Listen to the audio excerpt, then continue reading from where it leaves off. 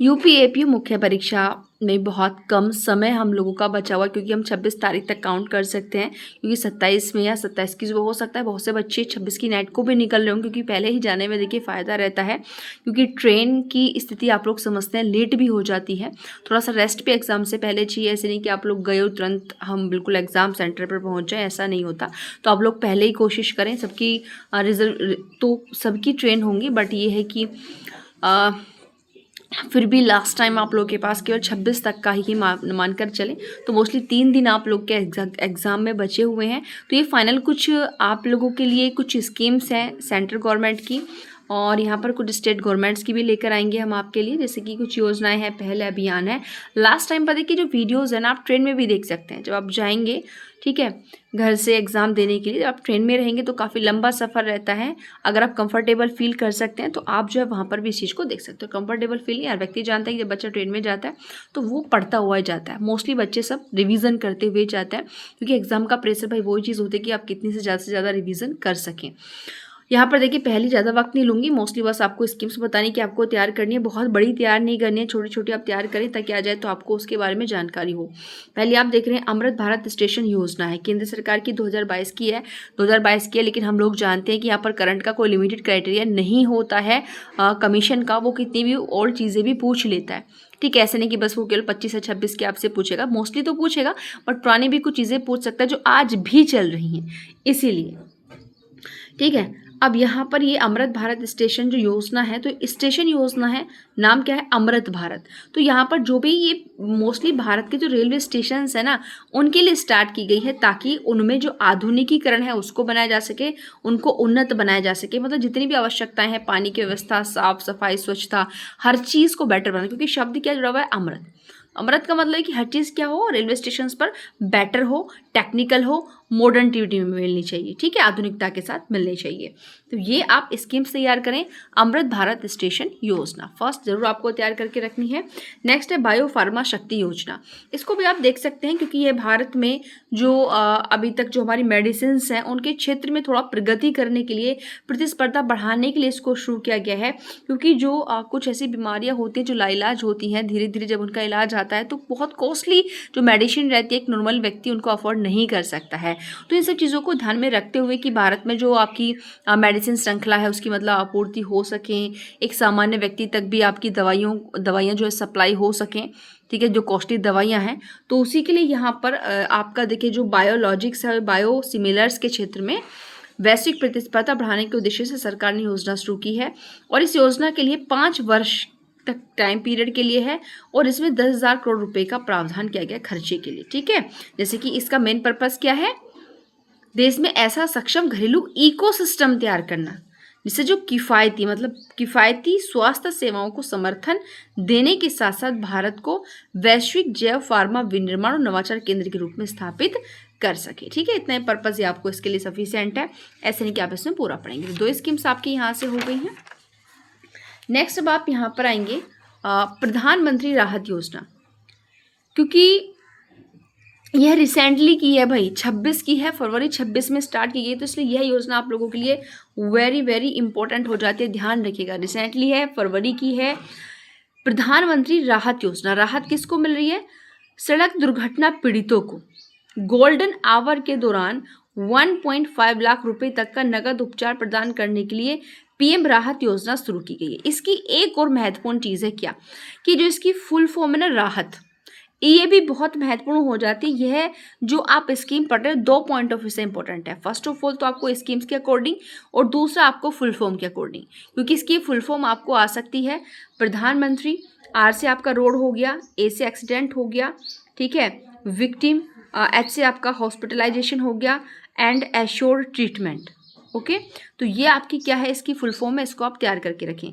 यानी कि कहना क्या चाहते हैं कि जो रोड एक्सीडेंट होता है उसमें जो गोल्डन आवर होता है, उसके गोल्डन आवर का मतलब होता है कि जब व्यक्ति का एक्सीडेंट हुआ और उसको लग रहा है कि भाई वो व्यक्ति क्या हो सकता है, बच सकता है, उस समय उसको जो ट्रीटमेंट दिया जाता है उसकी यहाँ पर बात कर रहे हैं। देखिए टाइम कितना रखा गया इस गोल्डन आवर का। पीएम राहत एक राष्ट्रीय कैशलेस आपातकालीन उपचार योजना है। ये सड़क दुर्घटना के प्रत्येक पीड़ित को दुर्घटना की तारीख से 7 दिन तक, यानी कि जिस दिन एक्सीडेंट हुआ है ना उस डेट से 7 दिन तक 1.5 लाख रुपए तक का वित्तीय कवरेज प्रदान करती है, जिसमें समय पर गोल्डन आवर हस्तक्षेप पर ध्यान केंद्रित किया जाएगा। ठीक है, क्योंकि मोस्टली क्या होता है कि अगर कोई रोड एक्सीडेंट होता है तो उसमें ऐसा नहीं कि हर रोड एक्सीडेंट में जो है विक्टिम ना बच सके, जिसका एक्सीडेंट हुआ वो ना बच सके, लेकिन बात क्या होती है कि समय से ट्रीटमेंट ना मिलने की वजह से व्यक्ति नहीं बच पाता। तो इस योजना में वही चीज़ें स्टार्ट की हैं कि यह क्या सिक्योर करती है कि सड़क दुर्घटनाओं के बाद तत्काल चिकित्सा नहीं मिलने के कारण किसी की जान नहीं जानी चाहिए, ऐसी इस पर्पज से इसको बनाया गया है। ठीक है, लेकिन हम सभी लोग जानते हैं कि स्कीम्स बनाई गई हैं वो बात अलग है, उनको धरातल पर किस हद तक लागू किया जा रहा है मेन बात वो होती है। लेकिन भाई अब वो धरातल पर लागू हो या ना हो, लेकिन अगर गवर्नमेंट ने बना दिया तो हम लोगों को पढ़नी पड़ती है। ठीक है, लॉ के स्टूडेंट्स है और हम सब लोगों से, आप सब लोगों से भली भांति इस चीज़ को कोई नहीं समझता। लॉ के स्टूडेंट्स ही क्यों, अगर कोई भी वो बच्चा जो कॉम्पिटिटिव एग्जाम्स की तैयारी कर रहा है वो सब ये जानता है कि सरकार जो स्कीम्स बनाती है उसके कितने % धरातल पर लागू हो पाती हैं, और जितना बजट किसी भी स्कीम के लिए वो बना देती है वो बजट कितना निचले स्तर तक आ पाता है, बीच में कितने लोग कितना कितना उसमें से गबन कर जाते हैं कि बात ना तो किसी से भी नहीं छिपी हुई मोस्टली, और जो स्कीम्स को बना रहे हैं, जो इतना बजट उसके लिए निकाल रहे हैं, वो भी इस चीज़ से अवगत है कि नीचे तक कितना पैसा इसके संबंध में जाता होगा। लेकिन करप्शन है और रहेगा, ये कभी ख़त्म नहीं होगा, ये हम लोग जानते हैं। एक छोटी सी बात कि जब तक पृथ्वी, जब तक जीवन, जब तक करप्शन है, ठीक है, नहीं जाएगा भाई, क्योंकि इसको बढ़ावा देने वाले भी कौन है, हम और आप लोग हैं। समझ रहे हैं? बिल्कुल। नेक्स्ट हमारी अटल पेंशन योजना, यह भी जनवरी 2026 में शुरू की गई है। अब इसको भी आप समझ सकते हैं कि अटल पेंशन योजना ये भी कितनी महत्वपूर्ण है। इसकी भी फुल फॉर्म बहुत इंपॉर्टेंट है आप सभी के लिए। जनवरी 2026 में प्रधानमंत्री की अध्यक्षता में केंद्रीय मंत्रिमंडल ने अटल पेंशन योजना, इसकी APY अटल पेंशन योजना, इसकी फुल फॉर्म भी बहुत महत्वपूर्ण हो जाती है क्योंकि रिसेंटली है। कब तक रहेगी जारी, टाइम पीरियड भी याद रखिएगा। शुरू कब की गई है, स्टार्टिंग जनवरी 2026 में। कब तक के लिए रहेगी, 2030 से 2031 तक जारी रखने का निर्णय लिया गया है। इसके बारे में देखते हैं, काम क्या है इसका। केंद्र सरकार समर्थित स्वैच्छिक और अंशदान आधारित पेंशन योजना, मेन पर्पस क्या है, अब उद्देश्य लिखिए, बाकी चीज़ें नहीं। स्टार्ट कब हुई, कब से कब तक चलेगी, उद्देश्य क्यों बनाई गई है, इसका मेन पर्पस क्या है कि असंगठित क्षेत्र जो है ना, असंगठित मतलब जो व्यक्ति छोटे मोटे फुटकर के काम करते हैं उन लोगों के बारे में बात की गई है कि असंगठित क्षेत्र के जो श्रमिक हैं उनको 60 वर्ष की आयु के बाद सुनिश्चित मासिक पेंशन राहत प्रदान करना है। ठीक है, इस योजना की शुरुआत 9 मई 2015 को की गई थी, लेकिन 2015 में हुई है तो फिर ये क्या डेट थी, ये डेट आपकी है कि 2026 में इसका फिर से टाइम पीरियड बढ़ा दिया गया है, क्योंकि पहले योजनाओं को एक समय के लिए रखा जाता है कि भाई ठीक है 15 में शुरू तो 25 तक रहेगी, 26 तक रहेगी, 11 साल तक काम करेगी, या फिर हो सकता है 6 साल तक काम करेगी। लेकिन जितना वो उसमें प्रोग्रेस चाहते हैं उतने टाइम पीरियड के अंदर उतनी प्रोग्रेस नहीं हो पाती है, तो उसके बाद क्या होगा इसमें आप लोगों का, उसको आगे बढ़ा दिया जाता है।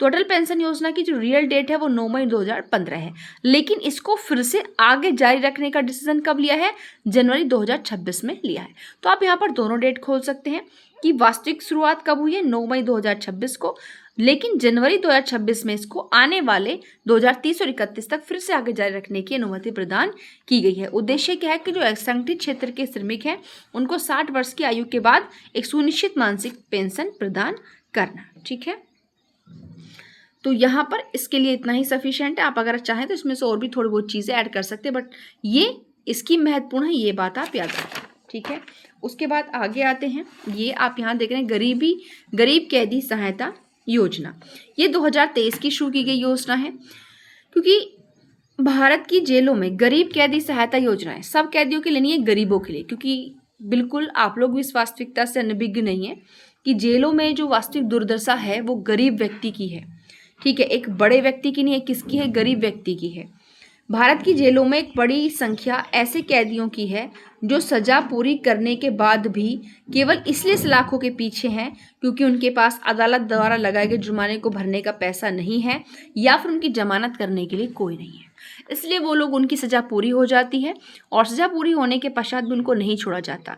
और ऐसे भी बहुत सारे केसेस होते हैं जहाँ पर सारी फॉर्मेलिटीज़ भी कंप्लीट हो जाती हैं लेकिन फिर भी नहीं छोड़ा जाता है, समझ रहे हैं आप लोग।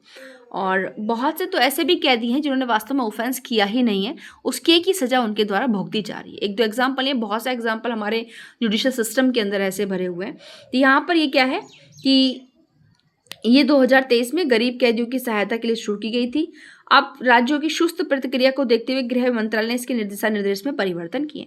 ठीक है, आप कितने दिशा निर्देशों में परिवर्तन करते रहें, लेकिन काम गवर्नमेंट का जैसा है ऐसे चलता रहेगा। मेरा मतलब हर बात पर गवर्नमेंट को कटापेक्ष करना नहीं है, क्योंकि आप लोग भी सरकार की हर स्कीम की वास्तविकता से अच्छी तरीके से अवगत हैं। ठीक है, अब इसके कुछ काम है, कैसे कैसे ये लोग अपना काम करेंगे। ठीक है, कि यहाँ पर देखेंगे प्रत्येक जिले में एक एम्पावर्ड कमेटी होगी। यहाँ पर संशोधित नियमों के अनुसार अब जिम्मेदारी केवल निचले स्तर के कर्मचारियों की नहीं बल्कि जिला प्रशासन के शीर्ष अधिकारियों का पर होगी।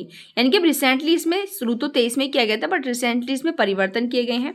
अब क्या है, प्रत्येक डिस्ट्रिक्ट में एम्पावर्ड कमेटी बनेगी। इसमें जिला कलेक्टर का प्रतिनिधि और जिला न्यायाधीश द्वारा नियमित जेल प्रभारी न्यायाधीश शामिल होंगे। अब केवल छोटे ऑफिसर्स का इसमें इन्वॉल्वेंस नहीं है, डिस्ट्रिक्ट के बड़े ऑफिसर्स का है। अब ये कहने कि यदि कोई कैदी जुर्माना न देने की वजह से जेल में है तो जेल अधीक्षक को 1 सप्ताह के भीतर जिला विधिक और प्राधिकरण को सूचित करना अनिवार्य है। ठीक है, डिस्ट्रिक्ट लीगल सर्विस अथॉरिटी कैदी की इकोनॉमिक स्थिति की जांच करेगा, फिर उसके बाद कमेटी को रिपोर्ट भेजेगा। कमेटी रिहाई के लिए 25,000 रुपये तक की फाइनेंशियल हेल्प एक्सेप्ट कर सकती है, जिसे सीधे अदालत में जमा किया जाएगा। सरकार ने स्पष्ट किया कि यह योजना केवल आर्थिक रूप से अक्षम कैदियों के लिए है, न कि गंभीर अपराधियों के लिए। ठीक है, तो इतना आप समझ गए, मतलब जैसे कि यूएपीए के हो गए, पोक्सो वाले हो गए, ठीक है, मनी लॉन्ड्रिंग वाले हो गए, इनके लिए स्कीम नहीं है। ठीक है, उसके बाद यहाँ पर एक स्कीम आप लोग के लिए प्रधानमंत्री इंटर्नशिप योजना, तो इसे भी आप लोग यहाँ से तैयार करें। ये कॉर्पोरेट कार्य मंत्रालय के अंतर्गत प्रधानमंत्री इंटर्नशिप योजना कि ये देखिए, ये फुल फॉर्म जरूर आप तैयार करें, क्योंकि एक ना एक स्कीम्स की फुल फॉर्म जरूर आती है।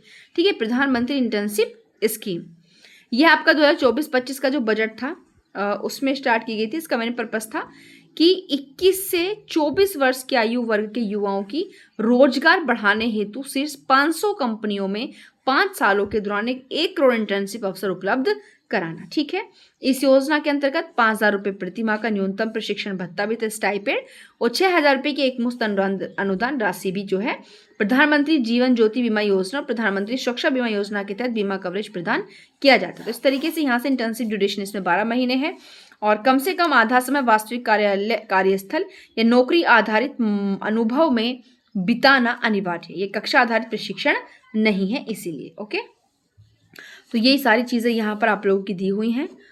इसको लेकिन आप तैयार करें, ध्यान रखिएगा, महत्वपूर्ण है प्रेजेंट टाइम में। और उसके अलावा ये राज्य की हैं, तो ये आप यहाँ पर देख लेंगे स्टेट और यूपी की है। अब यहाँ पर या तो आपको देखिए सेंटर की तैयार करनी है स्कीम्स या यूपी की तैयार करनी है। मोस्टली ये यूपी की है। प्रधानमंत्री धन धान्य कृषि योजना, ये क्यों महत्वपूर्ण, क्योंकि 24-25 जो 25-26 का बजट था उसी में स्टार्ट की गई थी प्रधानमंत्री धन धान्य कृषि योजना। ये 2025-26 के बजट से स्टार्ट हुई थी और आपका ये 6 सालों तक चलने वाली है। इसमें जो आपका खर्चा है, पैसा जो रखा गया इसके लिए, वो 24,000 करोड़ रुपए तक की केंद्रीकृत योजना है। इसका मतलब क्या है कि इसमें 100 ऐसे डिस्ट्रिक्ट को चुना है भारत के, ठीक है, जो 100 कम उत्पादकता वाले जिलों में कृषि विकास, सिंचाई, विस्तार, यानी कि जहाँ पर भी हर चीज़ कम हो, भाई उर्वरकता कम है, ठीक है, सिंचाई की व्यवस्था कम है, या कृषि फसलों की सघनता कम है, ठीक है, कृषि आय बहुत ज़्यादा कम है, उन क्षेत्रों को बढ़ाने के लिए इसको टारगेट किया गया है। ठीक है, और यूपी की, क्योंकि इसमें 12 स्टेट्स को यहाँ पर शामिल किया गया, तो ये आपके लिए ज़रूरी नहीं है, बट आपके लिए ये सारी चीज़ें यहाँ पर इंपॉर्टेंट है। तो आज के लिए इतना ही। इसके अलावा और बाकी बची हुई अभी और स्कीम्स है, क्योंकि देखते हैं 2026 एक चीज़ और आप तैयार कीजिएगा, 2026 और 27 का जो हमारा ये बजट पेश हुआ है, इसमें जो भी आपकी स्कीम्स आई हैं वो भी आप तैयार करें। वैसे तो हम आपके लिए लेकर आएंगे, बट फिर भी आप लोग भी कर सकते हैं। तो प्लीज़ चैनल को आप लोग सब्सक्राइब कीजिए, ताकि अब ये 2-3 दिनों में जो भी हम आपको मोस्ट इंपॉर्टेंट मटेरियल देंगे, ताकि आपके वो लास्ट टाइम पर एग्ज़ाम के पॉइंट ऑफ व्यू से काम आ सके। तो आज के लिए इतना ही, मिलते हैं नेक्स्ट वीडियो में।